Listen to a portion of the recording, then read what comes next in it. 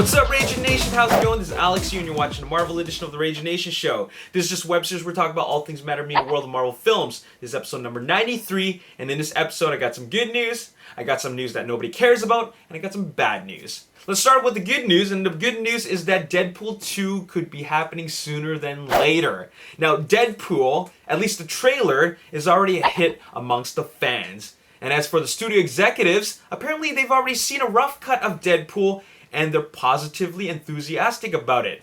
According to Simon Kinberg, he did an interview with MTV, and he had something to say.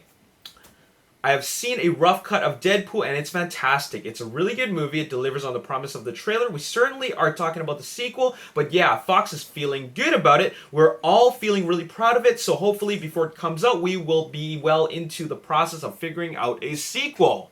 So that sounds pretty good, sounds promising. Now, when asked about the possibility of the character of Cable appearing in Deadpool, this is what he had to say. It's certainly come up because he's such a big character in the world, and it's a character that I've always wanted to do in one form or another. We talked about Cable actually in Days of Future Past and at one point, but yeah, we're in such the early stages of the sequel talk, it would be genuinely premature for me to say whether or not he was gonna be in it. Now, I'm not surprised about these comments, considering director Tim Miller actually did mention the possibility of Cable appearing in the sequel weeks ago. Like, I'm talking about at least a month ago, alright? And this is what Tim Miller had to say. There aren't really many definitive Deadpool villains apart from Cable. If we don't put Cable in Deadpool 2, I think we'll be run out of town on a rail. Now, that just means that they have to put Cable in Deadpool 2. I mean, when you really think about all the characters in the Deadpool world, there are only really a few that are quite, I guess, in the top ranks. And that first one would be Cable. I just gotta say it right there. The only one I can think of off the top of my head would be Cable. After all, he was very, he had quite a dominant presence in the comics, okay? Now, one thing I gotta say before I move on is that the fact that we're getting a Deadpool film is a game changer, especially in the comic book film industry. The main reason why is because Fox did not want to make this film. They did not want to make this film for a very, very long time. Ryan Reynolds and producer Lauren Shuler Donner actually lobbied for this film to get made for a very, very long time. It was many, many years of pushing this movie to get made. And then that trailer, or rather that previs came out, and the fans saw it, and because of the fan reaction, mind you, okay, the movie got made. Okay, so that is awesome. Typically, these kind of things don't happen.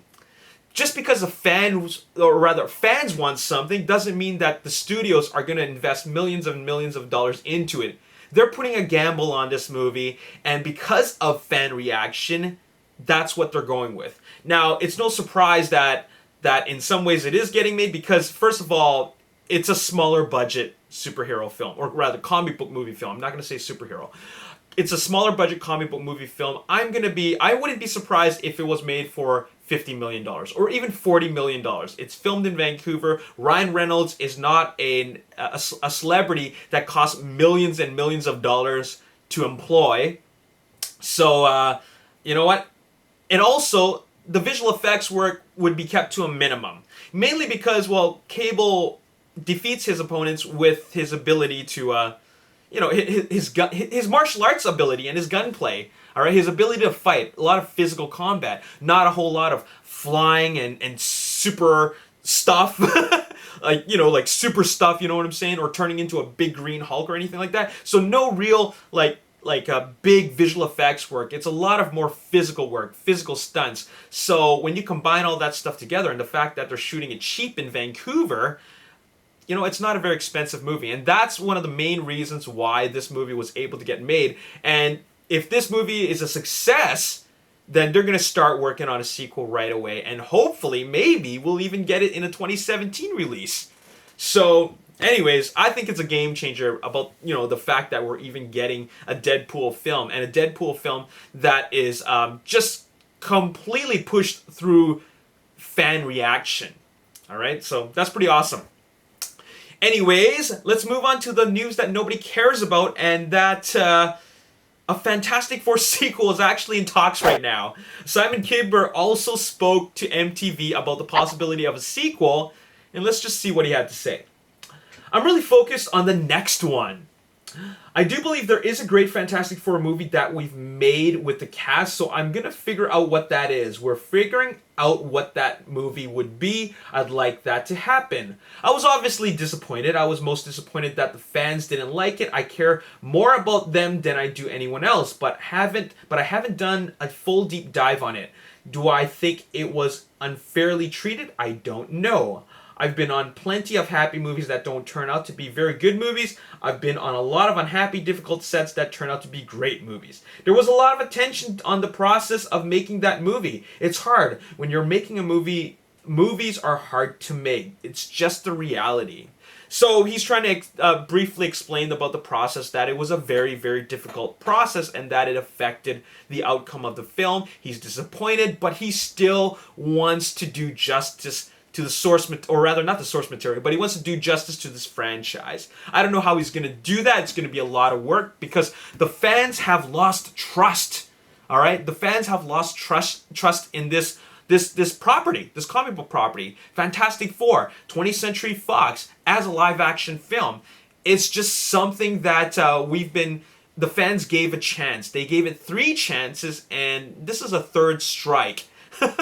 I know there are some people who might have enjoyed it and the other ones, but still, essentially, it was a failure, both critically and at the box office. After all, even though the film made $160 million worldwide against a production budget of $120 million, it does not account for the $100+ million in the marketing costs. So it didn't cover that at all, and therefore the movie was a box office bomb. But make no mistake about it, 20th Century Fox is in the business of making money. They did not make this movie to extend the contract to have the rights to make a Fantastic Four film, only to give it back to Marvel. If for once you thought that 20th Century Fox is going to give the rights back to Marvel, you're nuts. This is a business. They extended the contract, they took a big hit, but they're going to try again.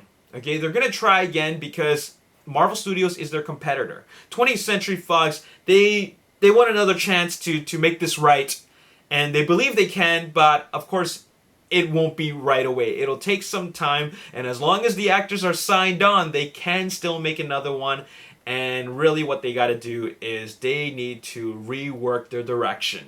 Okay? But anyways, Fantastic Four 2 is in a very, very, very early stage of development, and eventually it will get made. After all, it is not going back to Marvel anytime soon. You can quote me on that, okay?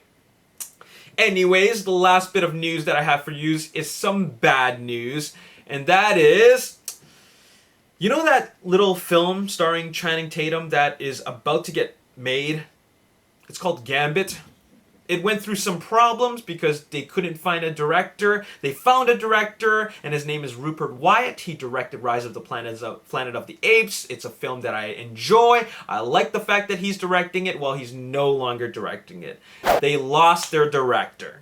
It is very, very unfortunate. This is some bad news, and man, this really sucks. Let me just read what Rupert Wyatt had to say with regards to commenting on this unfortunate event.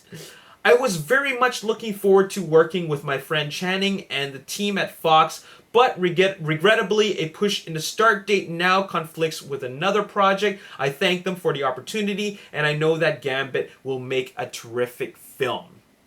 So that is very unfortunate. It looks like the production got delayed slightly, and he knew that it took a certain amount of time to make this film. Unfortunately, with that little bit of a delay, it goes into the making of his next film, and because of that, he had to drop out. Now, originally, I thought it was budgeting issues. I mean, the budget for this film is $154 million.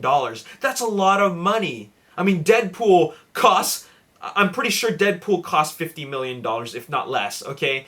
But Gambit cost 3 times that, $154 million, and that is quite a gamble, and they're going to be taking a bit of a hit now that Rupert Wyatt has dropped out, because now they have to maybe even delay it longer just to find a new director. So they're looking for a new director right now, and this unfortunately hurts the production, and Channing Tatum can't seem to get a break.